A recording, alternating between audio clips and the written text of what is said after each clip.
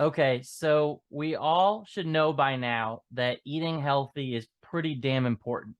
But did you know that you could actually save your employees and your company money simply by buying healthier food for your teams? Well, now you do, and soon you'll hear more about how to do it.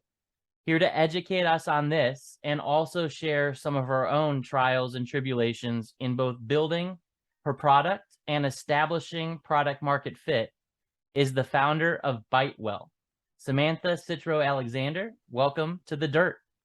Thanks for having me. This is awesome. Yeah, it's great to have you here. So, yeah, let's start with your why. What is the why behind starting bitewell? Yeah, so we are on a mission to improve the world's health through food. And there are a lot of reasons why one might want to do that. For me, like my personal story around food and health, I have had a variety of allergies and dietary restrictions that have ebbed and flowed throughout my life that have made it really hard for me to figure out what kind of food my body wants to eat to feel its most healthy. My sister and cousins have had life-threatening allergies that have made it really challenging for them to figure out what is safe for them to eat. So I have a lot of personal connection to the mission, but I think when we zoom it out more broadly, we are in the middle of a health crisis as a nation and really as a world when we look at healthcare spending growing over 5% year over year, topping $5 trillion annually by 2028, we're getting to a point where medical costs and healthcare spending is untenable, not just for individuals, but for companies and even for insurance providers. Everyone is losing. And when you dig into that data, 35% of those medical costs stem from nutrition related issues that are either preventable or solvable through food. And so why are we not addressing this massive crisis that we have at the root of the source, which to me is so clearly food? Yeah, so sounds like you are addressing it at the source. So let's talk about a little bit more about how you guys are doing it and how the company origin story, if you will. Yeah, for sure. So bitewell was founded by myself and by my partner, Chris Finucci. The initial spark for bitewell came from Chris. So he had started two beverage companies, was traveling around the country, working with distributors. He would land in a new city and try to figure out what food around him was right for him and wouldn't completely derail him from his health and weight loss goals. So the original conceptualization of bitewell was a healthy food delivery app. Many iterations later, we are now a food platform with health benefits, targeting corporations and working with insurance providers to add healthy food as another pillar of your overall preventative care and benefits package for your employees.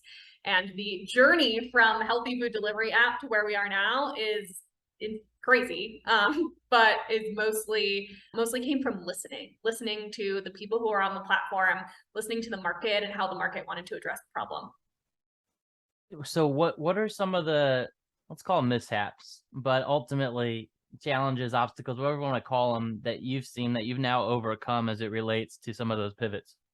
Yeah, for sure. So when we were first starting out, I think we were very focused on launching this as an app. And when I look back now, over 2 years later, I scratch my head a little bit trying to figure out why, when we probably could have launched an MVP version of this far faster as a website.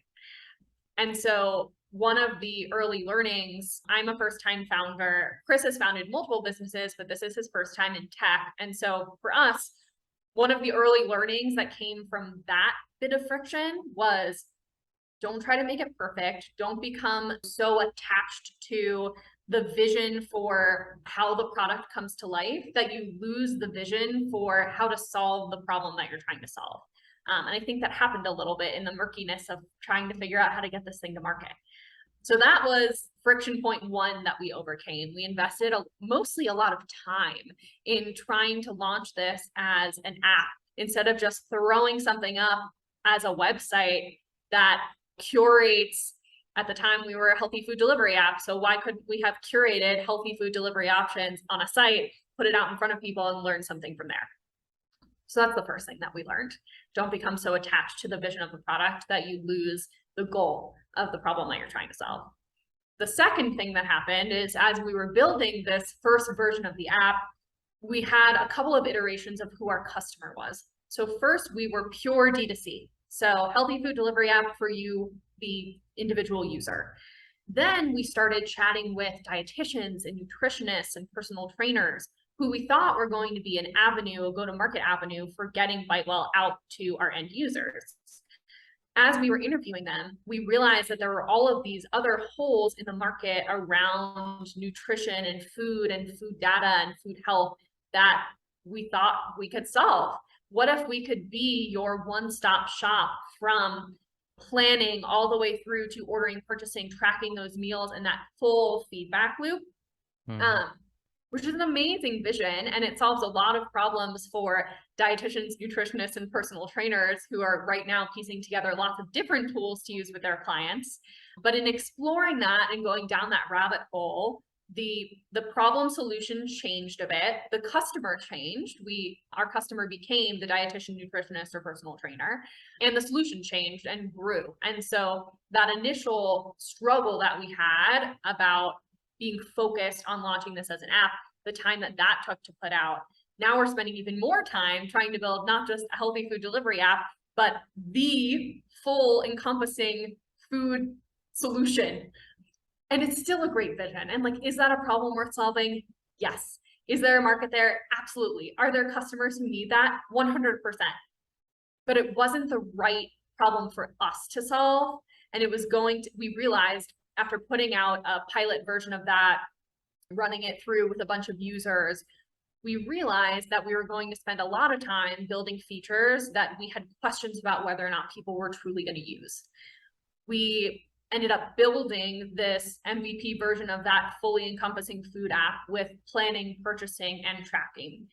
And by and far away, the one thing that our customers spent the most time on was opening up the app, searching food around them, and looking at the data that we had tied to that food, because that's the thing that we were bringing to market that was different from everyone else.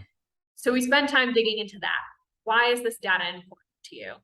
And how can we deliver that data to you in a better way? And what we learned is that we could really narrow that feedback loop, which we were originally looking at, planning all the way to tracking and back to planning.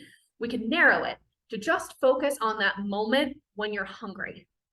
I'm hungry right now. How do I figure out what to eat right now that's going to fit my health needs, my dietary profile, my personal, allergy and intolerance safety needs? And when we did that, we were able to distill all of this amazing data that we had spent time collecting and developing around meals and products, and distill it down to one simple score, so that as a user, I can now open up bitewell and see all the food supply around me simply scored, so that I know this chicken dish, great for me. This chicken dish, not so much. I'm going to go with the one that's great for me. So that is half of the, that's, I guess, the product piece of the journey. And then once we figured out what people wanted, and we really distilled down to our single point of focus that could differentiate us from everything else on the market, then we had to figure out how to get it to people, and how to get it to people in the most efficient way possible in the market environment that we're in today. So what started as direct to consumer, and then we looked at B2B2C through the dietitians. After a series of conversations with our customers, and then a few very interesting conversations with insights providers at insurance companies, we realized that there was this missing link between insurance providers, corporations, and employees for food benefits. What if we could bring this simple product to market that helps you understand if a food nearby fits your health needs or not, through the lens of a corporate benefit? The employer is paying a food stipend to the employee to purchase healthy food options. The employee is incentivized to make those purchases because you're getting $100 or $200 a month free from your corporation. So you're going to use the money. the corporation is able to then take that data about food purchases and what we call food health of their employee base back to their insurance provider at the end of the year and say, hey, we've invested in a preventative health benefit centered around food, which we know is a massive contributor to the overall population's health. And look, our company is making better decisions. Please help me to lower our insurance premiums based on this preventative benefit that we've implemented. And insurance companies now have data on the food that people are purchasing and how it might be impacting their health. And so everyone in all three pieces of the incentive triangle are properly incentivized to make the best choices for the health of the world. Yeah, I mean, listen, you found the right buyer and purchaser who's heavily incentivized to decrease insurance premiums, which can be passed on as a savings to their employees and themselves. And that's incredible. And it sounds like you're also already working with the insurance providers themselves or insurance brokers. Can you talk a little bit about, I know some of it's a little hush hush because there's big things coming, but what can you talk about in terms of the way that you're working with very large insurance brokers? Yeah, so I can share that we do have an insurance partner who's really excited about what we're building, but I can't say who yet. It's coming. And that has been great and very validating for us and has enabled us to build in some intelligence and assumptions around how we call it a food health score. So how an increased food health score might impact a company's insurance premiums, how that might trickle down to savings for the employee. So that's been very exciting for us to get some of that validation at the insurance provider level. We also love working with benefits brokers. They've been a great way for us to get in contact with the person who is our customer. I think we finally landed on who our customer is, and we're seeing product market fit.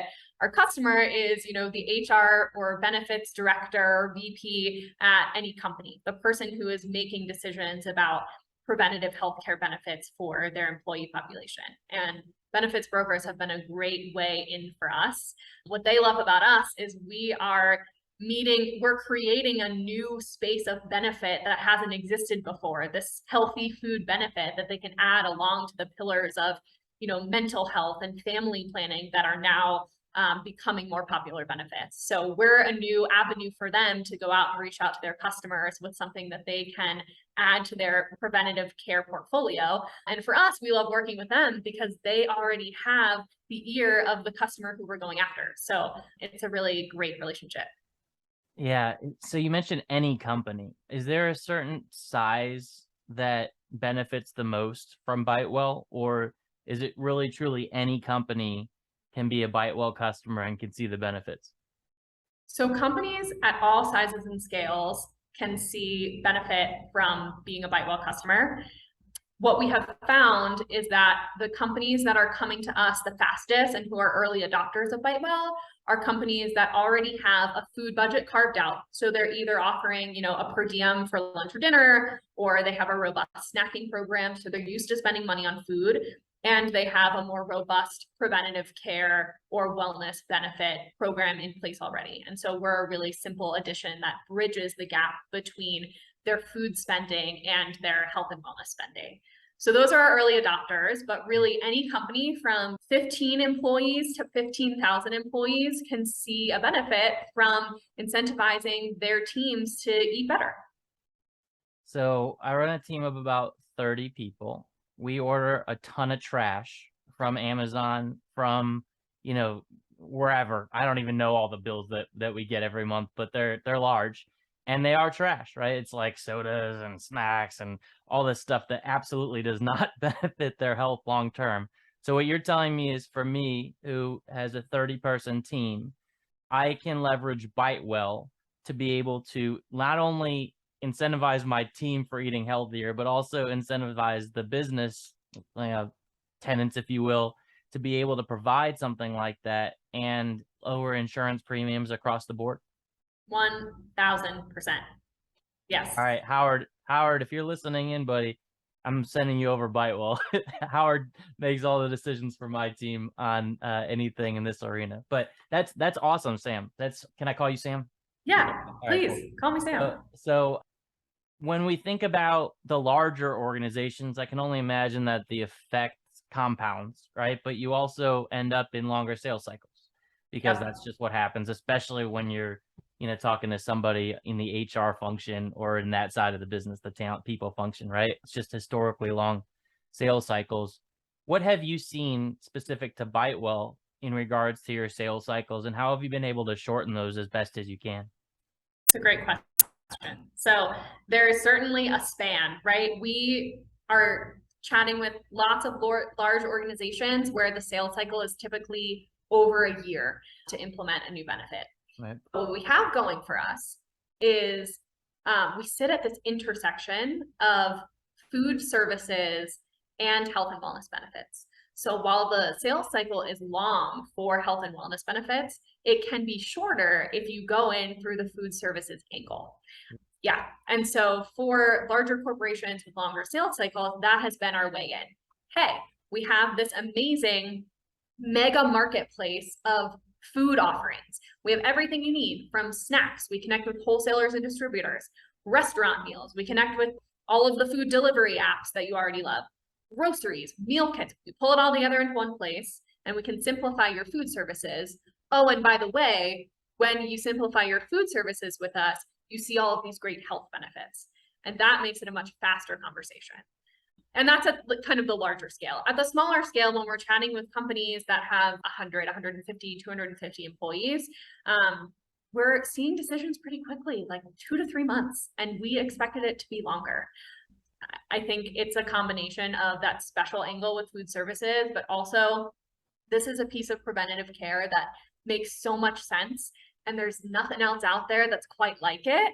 And so it's a really easy conversation to have internally with your team. You're not making a trade-off between, 4 different options that are offering similar benefits. It's, hey, there's this great opportunity to offer healthy food to our team and for everyone to be rewarded for it. Let's do it. Yeah, that's great. No, that's a really interesting angle. So when you think about this word that you used before, product market fit, right? Do you feel like all signs are pointing to that you guys have finally found it, or do you see another pivot in your future? I feel confident we've landed on product market fit, on who our customer is, and on the best way to bring bitewell to market. That doesn't mean that lots of other things in the business won't change and shift and pivot over time. I think a healthy business is always changing, but we have found that really sweet wedge in the market where we're creating a category of healthy food benefit in a proven category of preventative care benefits. We have a clear customer, we have a clear solution, and we're seeing great traction. As part of creating a category, I love that you use that, creating and operating within a proven category. You are kind of at that intersection or dichotomy, if you will. But when I think of creating a category, I think of a ton of content marketing. I think of a ton of analyst coverage. I think of a ton of PR coverage, and I think of an extremely expensive marketing budget. Are you having to do that at bitewell, or because you're also operating within a proven category, have you been able to kind of leverage some of the existing marketing that's out there? We've been able to leverage a ton of the existing conversations that are happening around preventative care benefits. And because we're offering maybe we're a new subcategory underneath preventative care benefits. And so we get all of the, glory of creating a new category and being a first mover without all of the expense of having to explain to people why the thing we're creating matters. Yeah, no, it's the best. That's the best possible scenario. Well done. Thank you. It took us some time to get here, but it was time well spent. It always does, though, right? I mean, like that's the fun part about taking the time and taking the pivots needed and taking, the understanding from your customers and pivoting. It's like, it is hard. It's really hard to move away from something you've been doing for 3 or 6 or 12 months. But geez, when you finally hit it, and it sounds like Yeah. And I think the learning for me and what I will take forward is I don't ever want to be married to one version of our solution.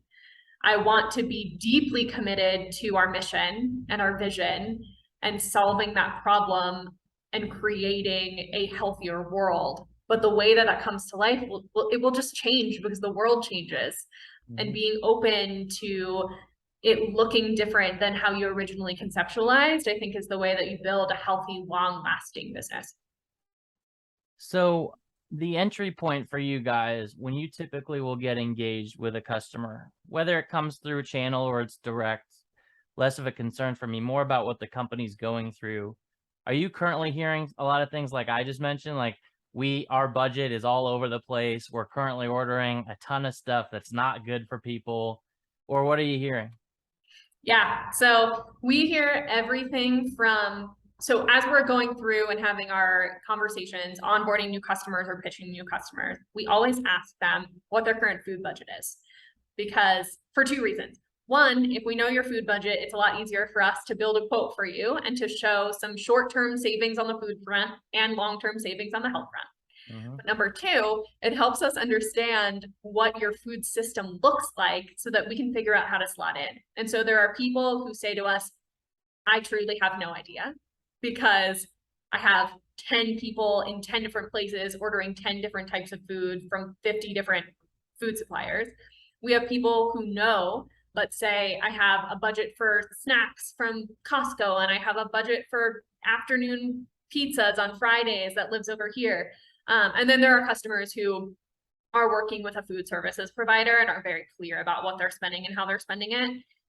So it kind of runs the gamut, but the more sources that you currently have from a food perspective, the faster that we can show you a short-term return on consolidating that food spend with bitewell. Cool. You mentioned this other word, data, that those who know me know that there's very few things I freak out about in terms of excitement, and very few things that, I really love to dig into, data being one of them, because I'm a big believer that data is one of the only moats that you could probably still have left in the world that we're living in. What are you doing with the data? Who's interested in it long term? And ultimately, do you have any plans to monetize that data at some point in time? Great set of questions. So my answer depends on what you mean by the data, because we have a couple of pieces of data that are special and proprietary to us. Two that I'll talk about today. So the first set of data that we have that is, bitewell specific is the way that we assign health attributes to food items, whether they're products or meals or meal kits. We have a health perspective on the entire food supply that we've spent the last 2 years developing. That data set will become richer and richer and richer. The way that we think about it will change and become smarter over time. We're investing a lot of time in the development of that data set. There is also a second bucket of data that I think is equally, if not more interesting, that ties the purchases that a person is making and the health attributes assigned to that food to the user and the health attributes assigned to the user. So we understand the health and well-being of and dietary concerns and allergies and medical conditions of all of our users. And we're able to tie that and look at how that changes over time based on food purchases. Both of those data sets are deeply, deeply interesting to me. And I think they're both valuable in different ways with different potential future customers should we choose to monetize that data. Yeah, I bet you the insurance companies will go wild over it eventually once it's aggregated enough of it too. They just might. They just might. Yeah, now I see where the interest is coming from, or a big part of it anyway. So you mentioned two that you're going to talk about today. Does that mean that there's a third? There are several data streams, is what we call them internally, that I think are really interesting to our business. Those are the two that we talk about, and there are lots more that run behind the scenes. All right, cool. Little FOMO there. I know. Sorry about it. All right, no, that's all good. I'm sure I'll find out about him someday. All right, so you've gone through a few pivots, products, companies. You've gone through this journey of establishing product market fit and everything connected to that. What tips do you have for other founders that might be going through a similar set of, journey, if you will? How much time do we have? Okay, I'll give you two. The first one is to breathe and realize that this is a normal part of the process. Anyone who tells you that they had it figured out from day one is either lying to you or delusional. And I think there is a lot of content out there that makes it really challenging when you're starting a company for the first time, because you think that you should see growth and fit and clarity immediately, when it really takes a long time to find those things. And so breathe, have patience. This is part of the journey. And then the second piece of advice is what we had talked about a couple of times throughout this. Just don't be so married to one version of what the solution looks like that you miss all of these other opportunities to solve the problem that you're solving in a better way, that your customer wants it, in the way that your customer wants it to be solved, that fits best into their life. Yeah, and don't get caught up in it being the wrong customer when it's not associated to the problem you set out to achieve in the first place, as you pointed out before. That's good stuff. All right, so looking forward, you've got a lot of data. Or data. You say data, I say data, whatever. Potato. So as we look forward towards who bitewell will become in the future, give me a like sneak hint and where you think you'll end up in 5 years. So our mission is to improve the world's health through food. Right now, we're just talking about the US, but we really do believe that our mission extends to the world. And so I would love to lead healthy food as a preventative care benefit globally. Sticking to the mission. It's terrific. Just a small little vision. Just a small, yeah. There's a lot of steps along the way, right? Yeah. And so 5 years is a lifetime in today's technology landscape, right? So lots of obviously, roadblocks and streamlines and exciting things in your future. But it's good to hear that even 5 years down the road, you guys are sticking to the mission that you set out to. Always sticking to the mission. That's the thing that won't change. Everything else might change, but the mission can't change, because then we're different. We're a different company. Yeah. When you think about the same journey, but not from a product perspective, maybe from any other angle, it could be revenue, it could be talent, it could be operations. What are some of the other, call them trials or tribulations, that you've had to overcome to get to the point where you're at today? Yeah, so along with finding the right product and bringing ourselves to product market fit, because we had a couple of different customers and a couple of different ways that the product could come to life, we also had a couple of different potential revenue streams. So we have locked down on a monetization strategy that makes a ton of sense. We see profitability in the future, which is an exciting place to be. But there were moments when we didn't, and when we weren't sure how we were going to monetize off of all of the awesome data that we have and the way that we were bringing it to market. So that was certainly a trial, or I guess a journey that mapped the journey of the product changes that we had over time.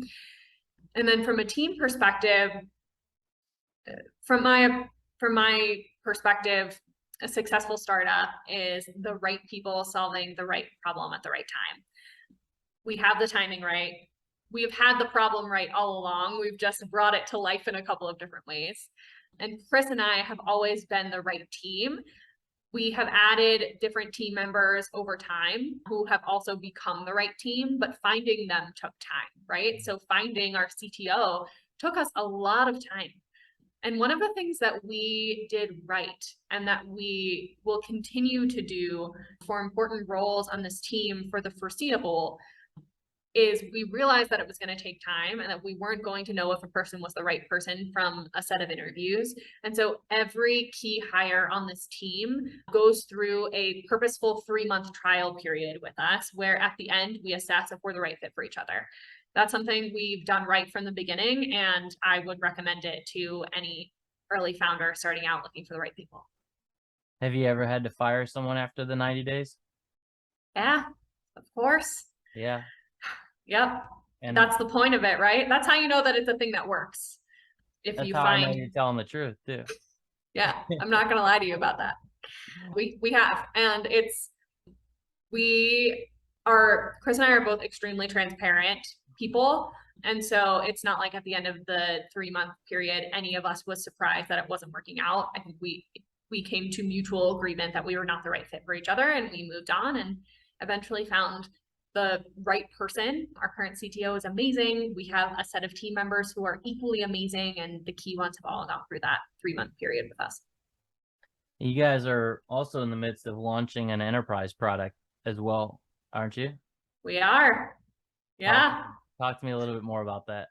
Yeah. So following MVP, multiple product changes, we are launching the enterprise version of bitewell on October 15th with our first enterprise customers. And so that we've been heads down on that for a long time now, that it wouldn't be possible without the development team that we have around the table, without Johnny, our CTO, and his vision and experience in building enterprise products and all the things we learned along the way. Sounds like the right people on the right mission, building the right products for the right customer. So you really can't ask for more than that as the founder of this company. That's incredible.